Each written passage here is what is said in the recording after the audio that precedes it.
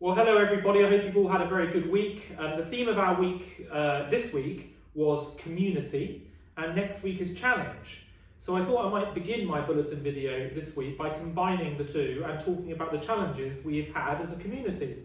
The first of which is with the swimming pool. I know lots of you are aware of this, but after we came back from lockdown, we of course needed to fire up the boilers in the swimming pool, and as we fired them up, they broke. So that's been a real disappointment because we wanted to hit the ground running with a swim programme, and we haven't been able to do that as quickly as we had hoped. I know some parents were saying, well, couldn't we have fixed them during the lockdown? Well, we didn't know there was a problem during the lockdown. It was only when we turned them back on again that we knew there was a problem, as can happen if they've been down for a little while and when they're fired up after inactivity.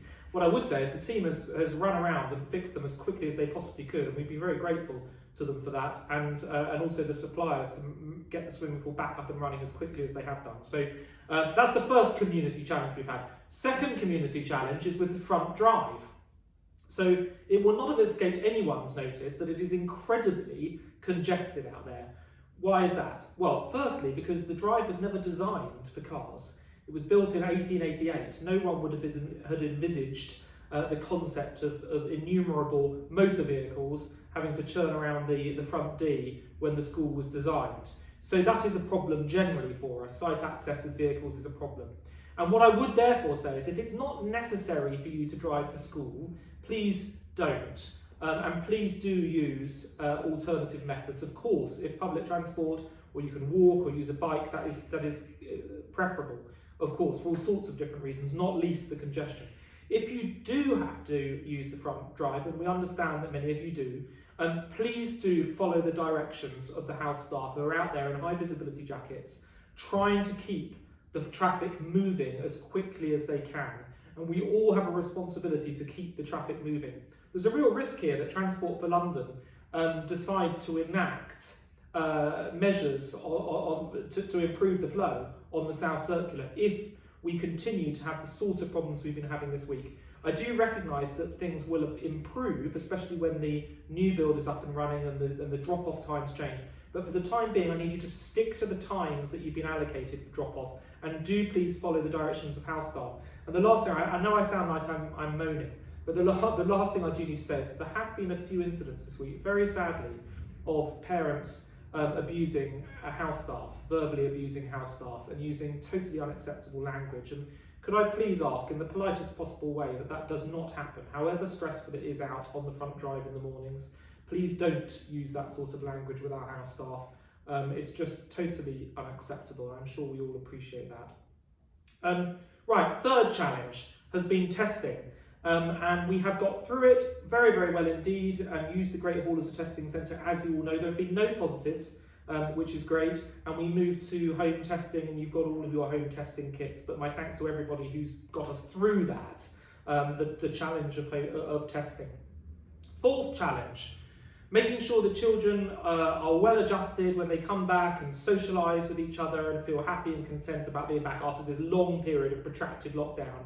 And having walked around the school, had a look into those classrooms, it does feel very much as though things are getting back to normal again. I know there's only 1 week left, but there really is a sense of routine. With that, of course, comes an expectation of really good learning behaviours now, getting back into the rhythm of that. It's lovely to be back, socialise with friends and teachers. We now need really good learning behaviours and good standards of both learning, but also in terms of dress and behaviour.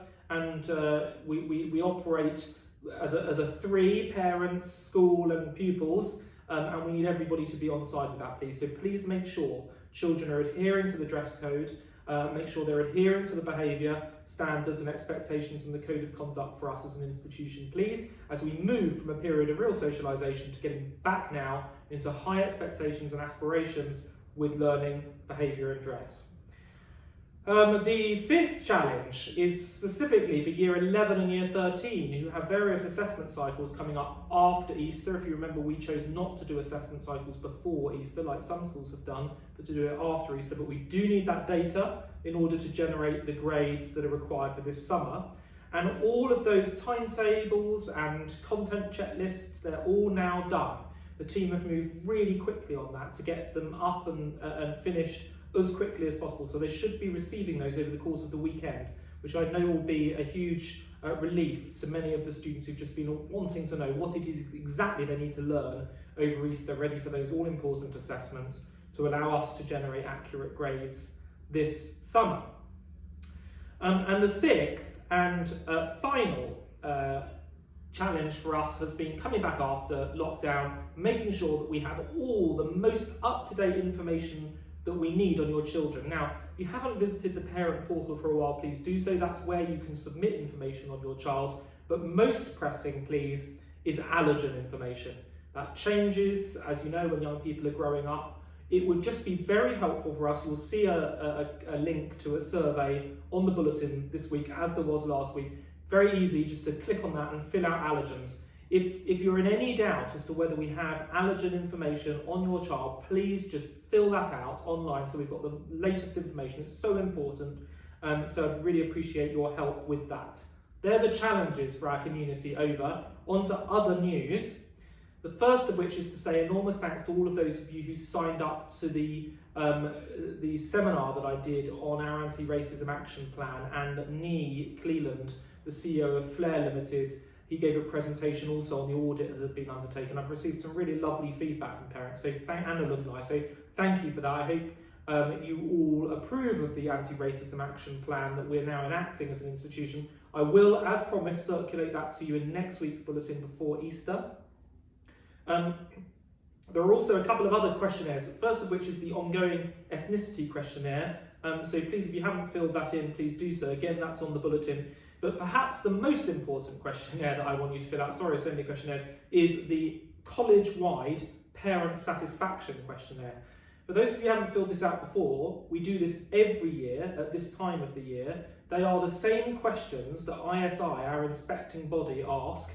And it's very, very important for us, this data. So please, if everyone could take the time to fill in the parent questionnaire, I would be very grateful. The reason we do it this time of the year is because it feeds into our development planning. We start after Easter to think about our development plan for the following academic year, and we respond directly to the information that's given, both numerically through that data and also through the comments that are put in at the end.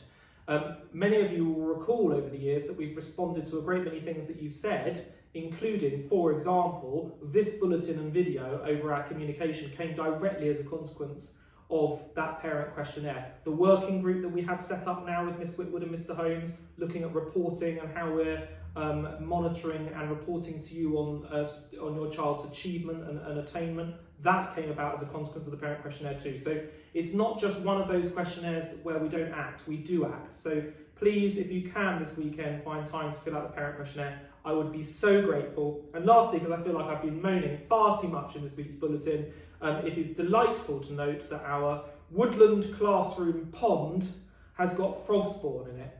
And I know the junior school children are very excited about this, but I hear this is a really impressive development. Usually we don't find that ponds get frog spawn as quickly as our pond has done. So this is a source of great celebration and heralds new life in the form of frogs. So we're all absolutely delighted. And on that very positive note, I wish you all a very good weekend as we run into the final week of this term before the Easter holidays. Thank you very much.